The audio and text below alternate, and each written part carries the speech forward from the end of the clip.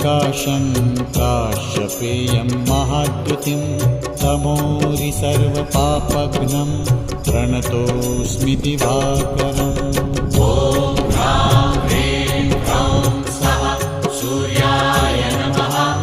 ॐ ह्रां ह्रीं ह्रौं स्वः सूर्याय नमः। जपाकुसुमसङ्काशं काश्यपेयं महाद्युतिं तमोरि सर्वपापघ्नं प्रणतोऽस्मि दिवाकरम्। ॐ ह्रां